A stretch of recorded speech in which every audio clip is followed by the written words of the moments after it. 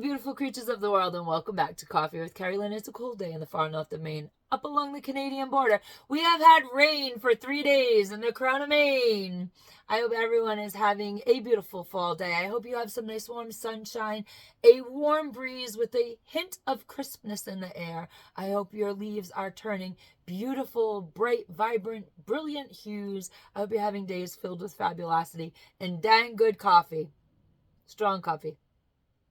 We're going to need good, strong coffee, ladies and gentlemen, to get through the next 19 days before we vote in the U.S. of A. Ladies and gentlemen, beautiful creatures of the world, if you are joining me on Podbean, welcome to my channel. We have been having some distribution issues with Spotify, and the quality of the audio podcast distribution has not been great. So now we are trying Podbean. We have made Podbean our distributor. How does that affect everybody on Spotify, iHeartRadio, Amazon Music, YouTube Music, or Pandora? You shouldn't be hearing any problems. Think about giving me a 5-star rating on any of the audio platforms. It boosts me in the algorithm. I am not a monetized channel. I do not make money from doing this. I run a small fiber business that pays all the bills and allows me to present my shenanigans to all of you. If you're joining me on the video platforms, please give me a thumbs up, thumbs down, subscribe to the channel. It just boosts me in the algorithm. Lets everybody on the YouTube channel know that what I have to say is what you want to hear. Otherwise, we get dropped into the bottom of the algorithm. Especially about things that we talk about here on Coffee with Kerri-Lynn. Sometimes I'm a variety show. Sometimes we talk about entertainment news. We talk about gossip news, celebrity news, true crime. We talk about the world, politics. Talk about everything, current events. And it's those very helpful videos that often get dumped to the bottom of the algorithm and my channel gets punished. So think about subscribing. Especially today's show. So what we're going to be doing is hopefully we are going to be having a 10-minute or less video from now on until election day, simply because there is a lot of news in the news cycle and it is being kicked out like wildfire, ladies and gentlemen. It comes in, it goes out as fast as it comes in and it goes out. There are podcasters that are editing their podcast to make it look like events are happening when they are not happening, and that like events are not happening when they are happening. There is a lot of news that is being neglected by legacy media, and today's story is one of those stories that hasn't quite hit the news cycle yet. So is something that we all need to know about. We are going to be doing Cliff Note versions of stories. We're going to be getting out the information to you as quickly as possible in a condensed form, and it is your job, ladies and gentlemen, to go and research the subjects that we are talking about.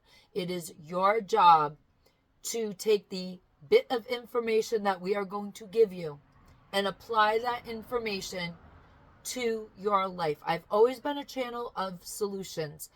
We all see what's going on in the world. We all know the world is a dumpster fire. We all know it's becoming a shite show here in our country as well. And sometimes you just need to be pointed in a direction.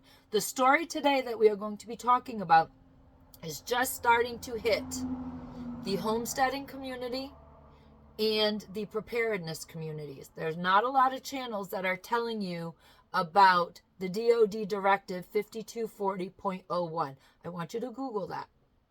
DoD Directive 5240.01. There has been an amendment made to that directive, and that amendment happened a few weeks ago in September.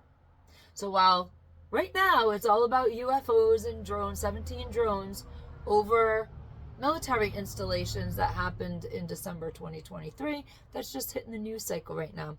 What you really need to understand is how DoD Directive 5240.01 was changed. This is the Cliff Notes. It is a very lengthy document, so please go and do your own research on this topic. So what happened? What was amended in the directive? As the directive stood,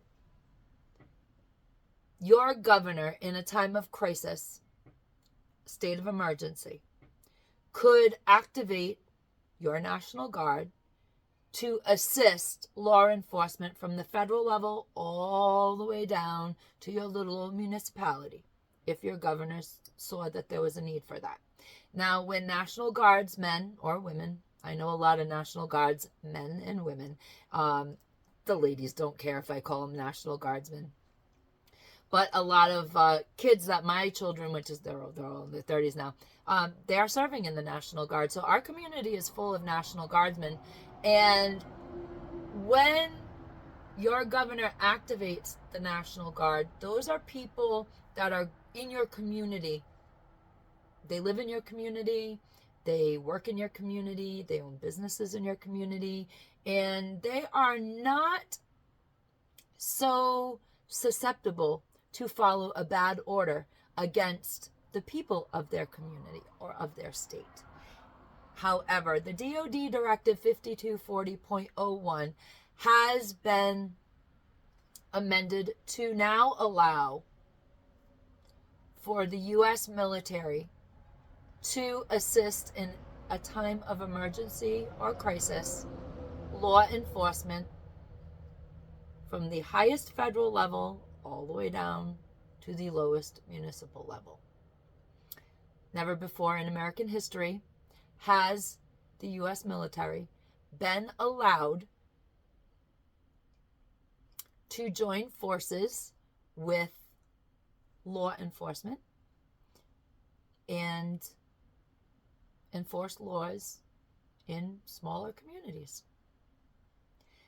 The other aspect to the amendment is that the U.S. military, while they are aiding law enforcement from on high to down below in your community, will be able to use lethal force if necessary. Never in the history of the United States of America has the military been able to use lethal force against its citizens. You see, ladies and gentlemen, beautiful creatures of the world, the countries that we see these kinds of rules are countries such as Russia, North Korea, China, communist countries.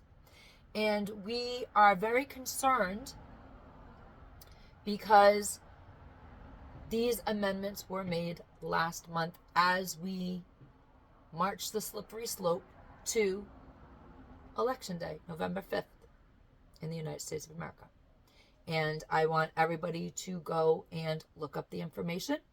And I want you to assess the information. And I want you to be able to utilize the information in a way that works best for you and your family. Knowledge is power, ladies and gentlemen, beautiful creatures of the world. The more knowledge that you have about things that are happening, things that you can't control that are happening, but things that are happening, the more power you have to find a solution for your family.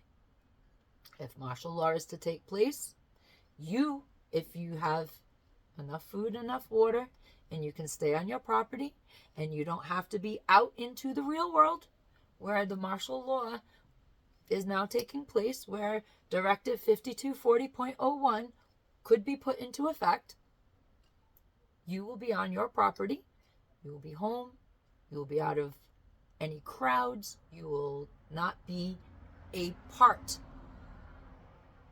of a complication that could happen in our country. Ladies and gentlemen, beautiful creatures of the world, I believe, the vibes are telling me we are in the last 19 days of peace in our lives. We are living the last 19 days in the country as we know it, and after November 5th, things are going to change. Change is inevitable. Kamala Harris was on an interview the other day, and the question was, will this be a free and fair election? And she said no. There are a lot of things going on behind the scenes, ladies and gentlemen, beautiful creatures of the world. And as I said, knowledge is power. Do not trust everything you see on the internet. Search out your own information. Use it to your advantage. Let it enhance your lifestyle. Ladies and gentlemen, beautiful creatures of the world, be the kindness that you want to see in the world. And we did not make it to the 10-minute marker. We're over. And as always, Carpe Diem. We'll try again next time because no one promised you a tomorrow.